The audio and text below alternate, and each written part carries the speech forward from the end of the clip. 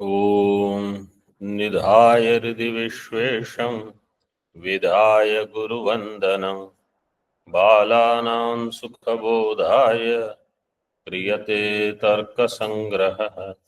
शङ्करं शङ्कराचार्यं केशवं बादरायणं सूत्रभाष्यकृतौ वन्दे भगवन्तौ पुनः पुनः। ईश्वरो गुरुरात्मेति मूर्तिभेदविभागिने व्योमवद्व्याप्तदेहाय दक्षिणामूर्तये नमः। ओम शांति शांति शांति।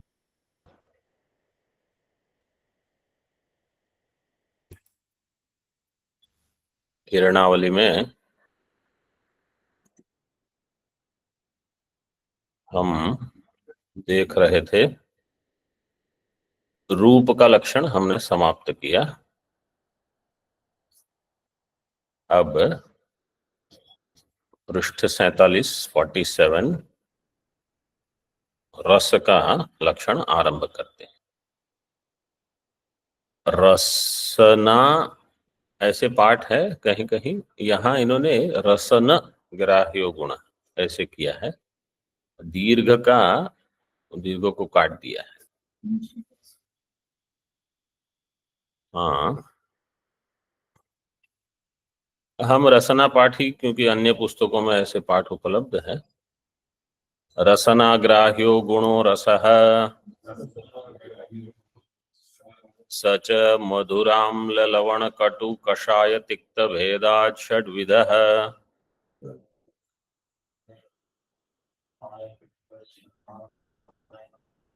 पृथ्वी जल वृत्ति तत्र पृथिव्यां षड्विधः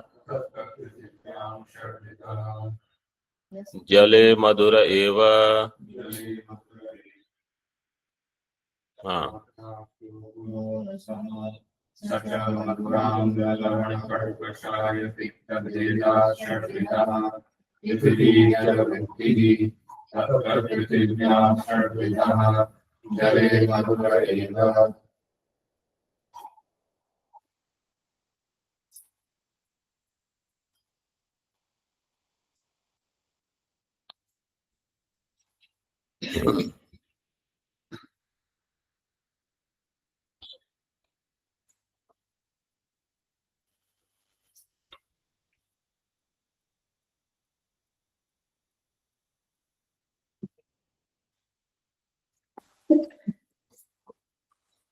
रसना ग्राह्यो गुण रस, रसनेन्द्रिय के द्वारा जिस गुण का ग्रहण होता है उस गुण को कहा जाएगा रस। सच रस कितने प्रकार का है? 6 प्रकार का, षड्विध। सच मधुर आम्ल लवण कटु कषाय तिक्त भेदात। मधुर का अर्थ है मीठा, आम्ल का अर्थ है खट्टा, लवण तो प्रसिद्ध है, कटु। कटु और तिक्त में कहीं कहीं कटु का अर्थ आप कैसे करते हो?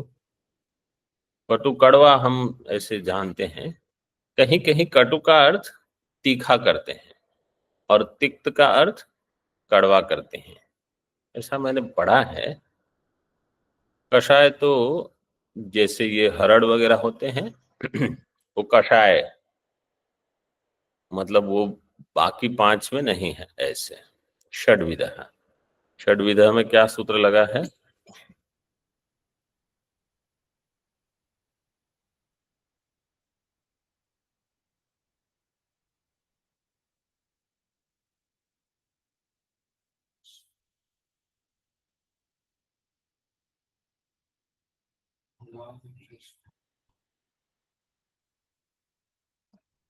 विधा में क्या सूत्र, विध में क्या सूत्र लगता है? संख्या या विधा, ये वो सूत्र है। पृथ्वी जल वृत्ति, पृथ्वी जल वृत्ति का अर्थ क्या है? जो पृथ्वी में रहेगा और जो जल में रहेगा। पृथ्वी जलयोः वृत्तिः, पृथ्वीश्च जलञ्च इति पृथ्वी जले तयोर वृत्तिः, जो पृथ्वी में रहेगा और जल में रहेगा। तत्र पृथिव्याम षड्विधः, इसमें से पृथ्वी में जो रस है वो 6 प्रकार का है। जल में केवल मधुर, जले मधुर एव रसः। ठीक है, अब आगे देखते हैं।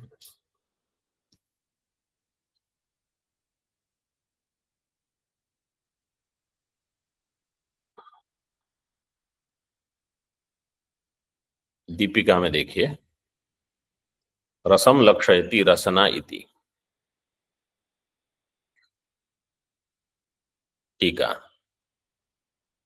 रसः लक्ष्यः, लक्षण क्या किया है?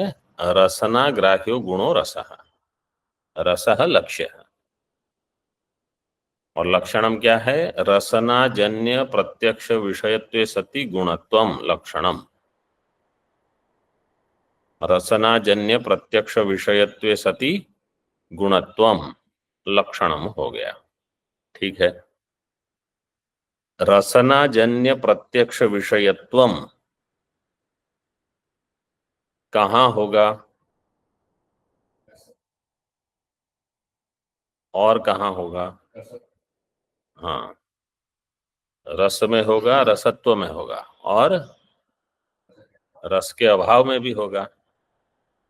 सभी लोग सतर्क हो जाइए, ठीक है ना? ठीक है, रसनाजन्य प्रत्यक्ष विषयत्वम, अगर केवल इतना देते, रसनाजन्य प्रत्यक्ष विषयत्वम रसत्वम, तो क्या होता?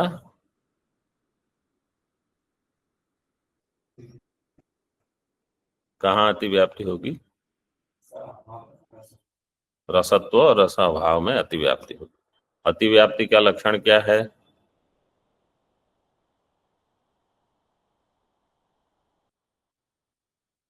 पाठ के पहले श्लोक के बदले अब ये सब परिभाषाएं आपको बतानी होगी।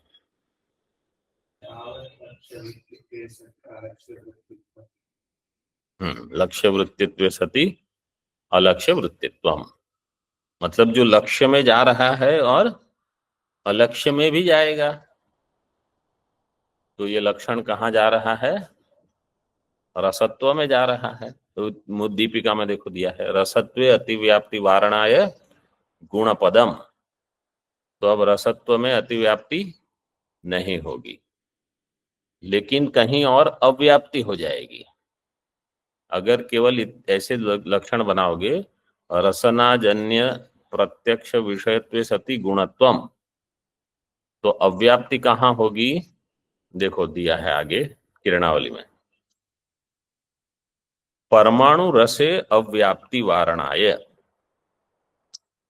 परमाणु रस में अव्याप्ति। परमाणु रस का अर्थ क्या है? परमाणु का रस, परमाणु का रस का इसका अर्थ क्या होगा? परमाणु जो द्रव्य है उसका जो गुण होगा वहां रस होगा।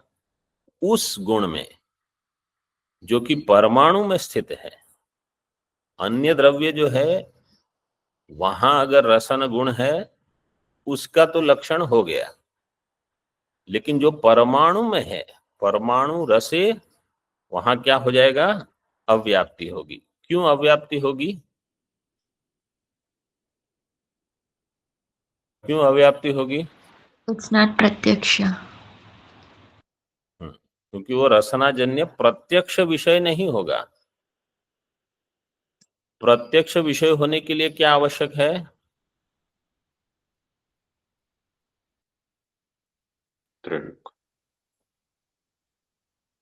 क्या आवश्यक है?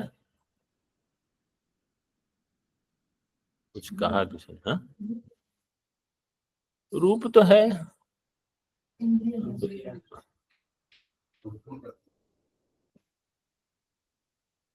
समझो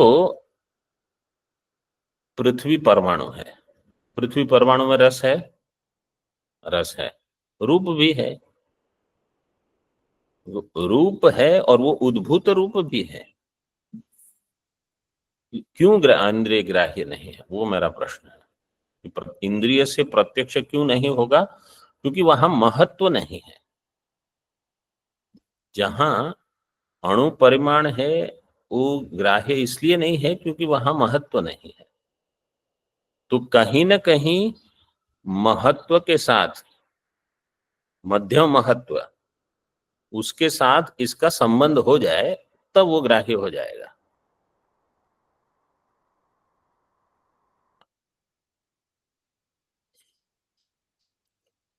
किसी भी गुण का प्रत्यक्ष होने के लिए वहां महत्व आवश्यक है। सामानाधिकरण्य से संबंध से वहां महत्व होना चाहिए। तो इसके लिए वहां अव्याप्ति हो जाएगी। अव्याप्ति का लक्षण क्या है? लक्ष्यैकदेशवृत्तित्वम्।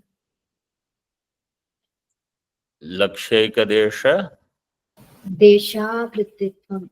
लक्ष्यैक देशावृत्तित्व। लक्ष्य के एक देश में लक्षण का नहीं जाना, यह है अव्याप्ति। इसका अर्थ क्या हुआ कि कहीं तो लक्षण जा रहा है लेकिन कहीं नहीं जा रहा है। तो परमाणु छोड़ के बाकी सब तो हो गया। ठीक है। लक्ष्यैक देशावृत्तित्वम् अव्याप्ति है। तो अब उस अव्याप्ति का वारण करने के लिए रसना ग्राह्यता अवच्छेदक गुण विभाजक जातिमत्वम लक्षणम इति अवसेयम। रसना ग्राह्यता अवच्छेदक गुण विभाजक जातिमत्वम, जाति घटित लक्षण कर रहे हैं। तो परमाणु के रस में, मतलब परमाणु द्रव्य के रस गुण में रसत्व जाति रहेगी, अब गुणत्व जाति रहेगी।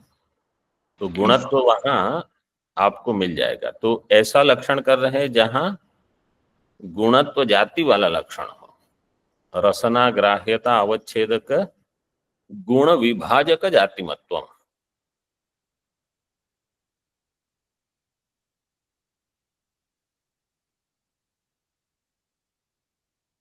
जो रसना से गृहित हो और वहां एक ऐसा धर्म हो जो रसत्व नाम का एक अगर धर्म हो जाए, मतलब रसत्व नाम की जाति नहीं लेकर रस धर्म ऐसे ले लिया। और ये जो रसत्व होगा वो कैसा होगा?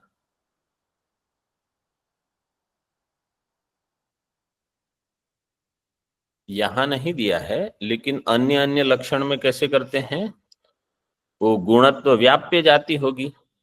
यहां दिया है गुण विभाजक जाति मत्व, लेकिन गुणत्व व्याप्य होगी।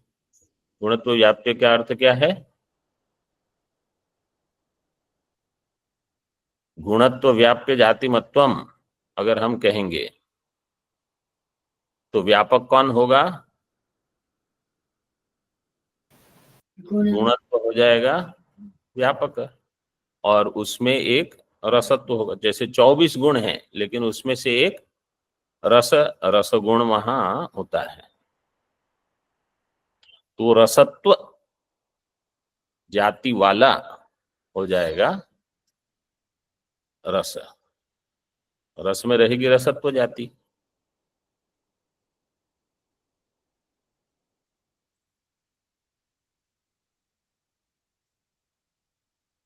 तो रसत्व धर्म जो है वो रसना ग्रहित है।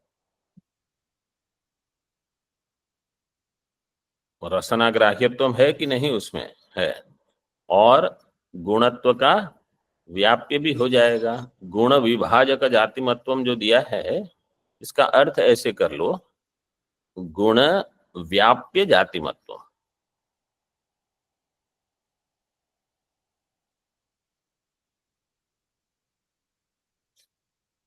गुणत्व वैसे करते हैं।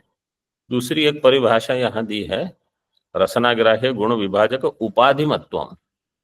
उपाधि अथवा धर्म वो तो समान है,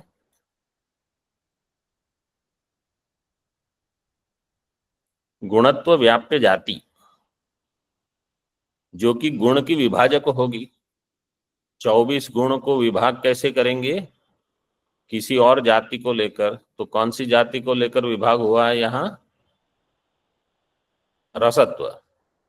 रसत्व को लेकर विभाग होगा। गुणत्व में जो विभाग होगा वो कैसे होगा? रसत्व को लेकर। रसना ग्राह्यता अवच्छेदक गुण विभाजक जाति, गुण का विभाग करने वाली जाति। गुण विभाजक जाति मत्वम लक्षणम, ये लक्षण कर दिया। तो प्रथम लक्षण था, उसको छोड़ के ये दूसरा जाति मत लक्षण कर दिया। तो ये परमाणु में भी लक्षण जाएगा और अन्य में तो जाएगा ही। फिर प्रश्न ये होगा कि रसत्व जाति की सिद्धि कैसे करोगे? तो कह दिया रसत्व जाति ही प्रत्यक्ष सिद्धा, वो प्रत्यक्ष से ही सिद्ध है, उसके लिए कोई अन्य सिद्धि की अपेक्षा नहीं है। लक्षण कर दिया। अब कहते हैं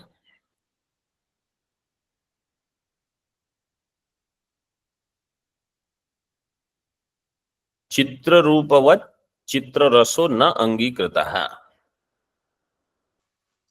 रूप में हमने देखा था कितने प्रकार के रूप हैं? 7 प्रकार के। उसमें से अंतिम क्या था? चित्र। यहां कहते हैं जैसे चित्र रूप का स्वीकार किया है ऐसे चित्र रस का स्वीकार नहीं करते। चित्र रसो न अंगीकृता है। चित्र रूप का स्वीकार क्यों करना पड़ा था? गौरव दोष। मुख्य हेतु क्या था कि रूप व्याप्य व्याप्रवृत्ति। द्रव्य का प्रत्यक्ष करने के लिए वहां रूप आवश्यक है, मुख्य ये हेतु था। किसी द्रव्य का अगर प्रत्यक्ष करना है वहां रूप चाहिए। अगर आप चित्र रूप स्वीकार नहीं करते और अन्य अन्य अव्याप्य वृत्ति जो थे उनको स्वीकार करोगे तो वहां जो चित्र रूप वाला है अव्याप्य वृत्ति, रूप का ही प्रत्यक्ष नहीं होगा। मतलब वहां रूप जो पट है हमने देखा था, अच्छा वो दूसरा हेतु था। पट में रूप स्वीकार नहीं करके तंतु में अगर रूप स्वीकार कर लो तो क्या होगा? पट का प्रत्यक्ष नहीं होगा। ऐसे एक हेतु दिया था, उसी की विचारधारा में आगे यहां कहते हैं चित्र रस की आवश्यकता नहीं है। द्रव्ये रसनेन्द्रिय सन्निकर्षस्य संयोगस्य षड्विध सन्निकर्ष घटकस्य सत्वे अपि रसनेन्द्रियस्य तद्ग्रहणे सामर्थ्यात् अतिरिक्त चित्र रस अनंगीकारे अपि आम्रादेहे रासन प्रत्यक्षत्व अनुपपत्तेः अभावाच्च द्रव्ये रसनेन्द्रिय सन्निकर्षस्य संयोगस्य सत्वे अपि, द्रव्य में रसनेन्द्रिय सन्निकर्ष का संयोग होने पर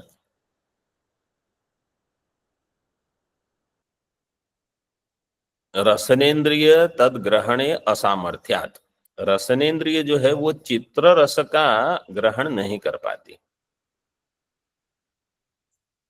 संयोग का लिए विशेषण दे दिया षड्विध सन्निकर्ष घटकस्य संयोगस्य।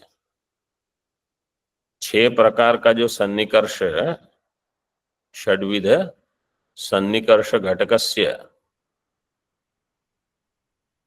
सत्वे अपि रसनेन्द्रियस्य तद्ग्रहणे असामर्थ्यात्, तद से चित्ररस। चित्ररस जैसे हमारा अनुभव देखो आप, कोई एक ऐसी चीज है जैसे अभी हम ये गर्मी के दिनों में कुछ ऐसा रस पीते हैं जिसमें नींबू हो, जिसमें थोड़ा नमक हो, थोड़ी चीनी हो, कुछ और भी मिला हो, जैसे जीरा हो, ये वो, कुछ चीनी नहीं हो, गुड़ हो समझो, तो उसमें मधुर है, लवण है और आम्ल है और भी कुछ हो समझो, थोड़ा कषाय हो। तो जिह्वा प्रत्येक को अलग अलग लेगी। रसनेन्द्रियस्य चित्ररसस्य ग्रहणे असामर्थ्या,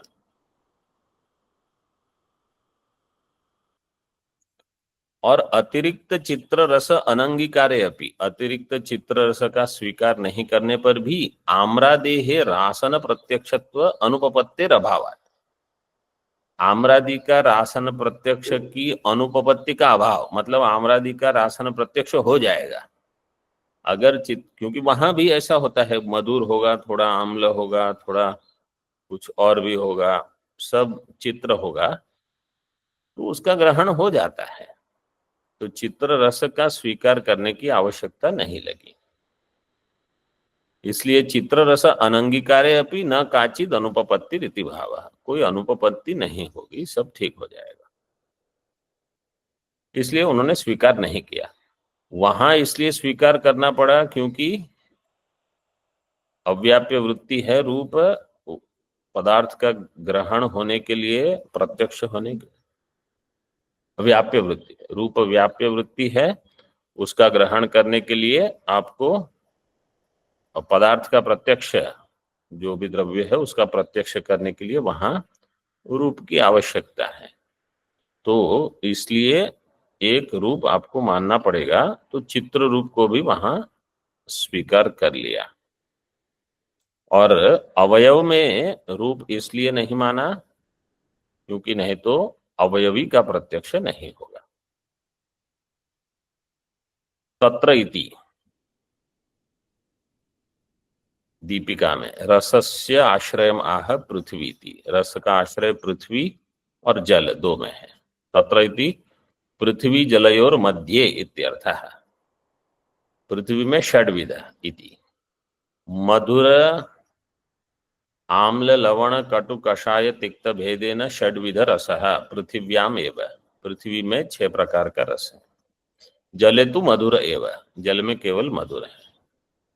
जले माधुर्य किम मानम इति चेत, जल में मधुर रस है, इसमें क्या प्रमाण है? हरितकी आदि भक्षणस्य जल रस व्यंजकत्वात्,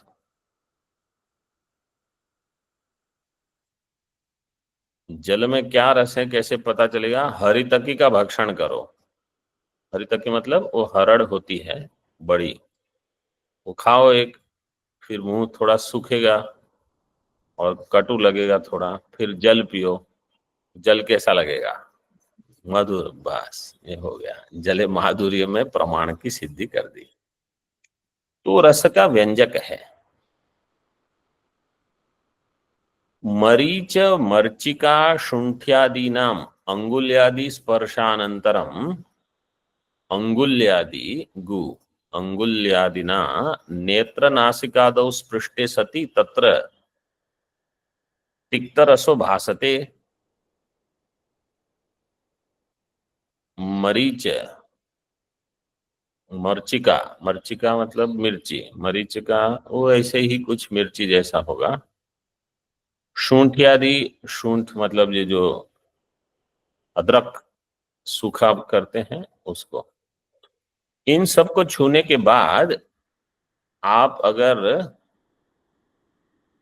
उसी उंगली के द्वारा नेत्र अथवा नासिका को स्पर्श करो तो क्या होगा? वहां तिक्त रस का भान होता है, पूर्व पक्षी कह रहा है, तिक्त रसो भासते तथा च तिक्तस्य न केवल रसनाग्राह्यत्वम इति चेत, इसलिए तिक्त रस केवल रसनाग्राह्य नहीं है। इति चेत न तत्र तिक्त रसो न अनुभूयते किंतु ज्वलनम अनुभूयते, सिद्धांत कहता है वहां तिक्त रस का अनुभव नहीं हो रहा है, वहां ज्वलन की अनुभूति हो रही है, वो जल रहा है, इसलिए वहां दाह हुआ है, वो तेज का लक्षण है। तच्च दाह एव तिक्ते पदार्थे तैजस भागो अधिक इति फलबलात् कल्पनीयम इति। तिक्त पदार्थ में तेज भाग अधिक होता है, जैसे हम कहते हैं मिर्ची तेज है, उसमें तेज है इसलिए।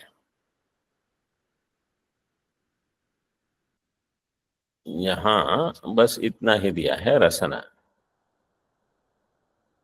ये बाकी जितने गुण हैं इनकी ज्यादा कुछ इस पर चिंतन की आवश्यकता नहीं। मुख्य इनका जो विषय है, इनका ज्ञान, ज्ञान में फिर स्मृति अनुभव, अनुभव यथार्थ अयथार्थ, स्मृति यथार्थ अयथार्थ, इस पर बहुत चिंतन होगा। द्रव्य गुण कर्म समवाय, इन 5-6 चीजों को लेकर लगभग सारा विचार होता है। बाकी थोड़ा ये रस गंध इसमें इतना महत्व नहीं है, तो देख सकते हो आप, वहां बहुत कम विस्तार है। घ्राण ग्राह्यो गुणो गंध सच द्विविधः सुरभिरसुरभिश्च पृथ्वी मात्र वृत्तिः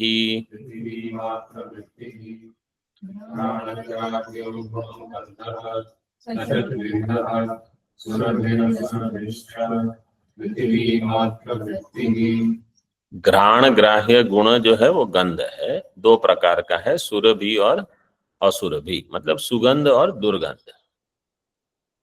वो पृथ्वी मात्र में गंध रहेगी, अन्य कहीं अगर गंध प्राप्त होती है तो वो पृथ्वी के संयोग से हो गई। ऐसे टीका में देखो, मूले घ्राण ग्राह्य इति गंधो लक्ष्य है, घ्राणेन्द्रिय जन्य प्रत्यक्ष विषयत्वे सति गुणत्वम लक्षणम। बिल्कुल जैसे पूर्व में था रस का, ऐसे का ऐसा ही है। वहां रसनेन्द्रिय, यहाँ घ्राणेन्द्रिय, प्रत्यक्ष विषयत्वे सति गुणत्वम।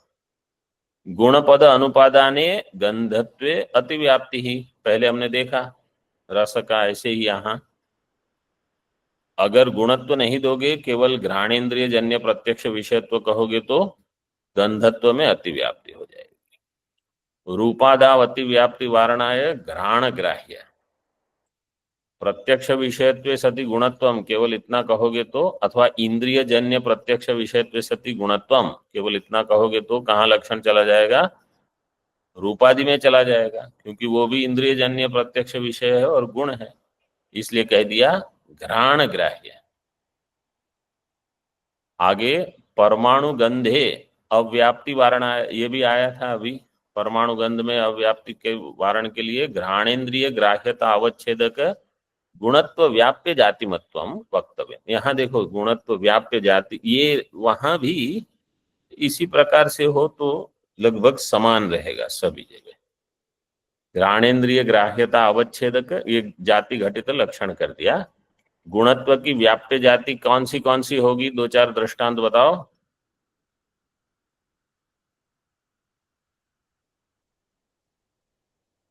व्याप्य जाति, गुणत्व की व्याप्य जाति, रसत्व गंधत्व, यही तो दिया है ना यहाँ। गुणत्व व्याप्य जाति मत्वम, लक्षण कहाँ जाएगा? गंधत्व। गुणत्व की व्याप्य जाति कौन होगी? जहां गुणत्व हो, गुणत्व हो जाएगा व्यापक, और गुणत्व की व्याप्य जाति हो जाएगी गंधत्व, रसत्व, रूपत्व इत्यादि, ये सारे। गंधत्व जाति की सिद्धि कैसे करोगे? गंधत्व जाति ही प्रत्यक्ष सिद्ध, ये तो प्रत्यक्ष ही सिद्ध है।